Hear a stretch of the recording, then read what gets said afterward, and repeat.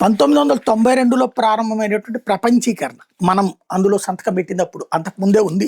92లో మనం సంతకం పెట్టాం. ఈ 24 సంవత్సరాల తర్వాత సీన్ రివర్స్ అవుతుందనుకుంటా. ఎందుకంటే అప్పట్లో ఇక్కడ వాళ్ళందరికీ అక్కడ ఉద్యోగ అవకాశాల కోసం వాళ్ళు పిలిచిచ్చారు మొదట్లో. ఆ తర్వాత మ ఏదో ఒక అక్రమ మార్గాల్లో వెళ్ళిన వాళ్ళున్నారు.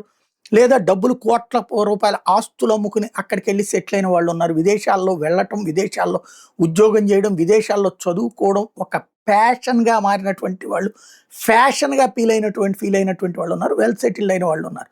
ఇప్పుడు సీన్ కట్ చేస్తే ఆయా దేశాల్లో చిన్న ఉపాధి దగ్గర నుంచి పెద్ద ఉపాధి దాకా మనవాళ్ళు కొట్టుకుపోతున్నారంటూ మండిపడుతున్నటువంటి పరిస్థితులు ఎక్కువైనాయి.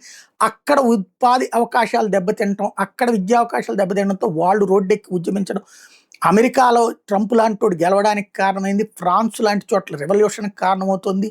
ఐర్లాండ్ లాంటి చోట్ల భారతీయుల మీద ఉన్న దౌర్జన్యానికి కారణమవుతుంది. క్రమంగా ఇవి పెరుగుతున్నాయి. ఉద్యోగం హైలీ ఎక్స్‌పీరియన్స్ లేదా హైలీ టాలెంటెడ్ పర్సన్‌కి అక్కడికి ఉద్యోగం ఇవ్వడం వేరు. కానీ మన వాళ్ళు చదువుకోవడానికో, ఉద్యోగం కోసం వెళ్ళి అక్కడున్న సామాన్యులు చేయగలిగిన ఉద్యోగాలు చేస్తున్నారు. అది చిన్న చిన్న పనులు కూడా. ఆ పెద్ద చదువులు ఇక్కడ చదివి అక్కడికెళ్ళి చిన్న పనులు చేస్తున్నారు. అక్కడున్న ఆ చిన్న పనుల మీద ఆధారపడ్డ వాళ్ళ ఉపాధి దెబ్బతింటుండటంతో ప్రతిఘటనలు ప్రారంభమైనాయి.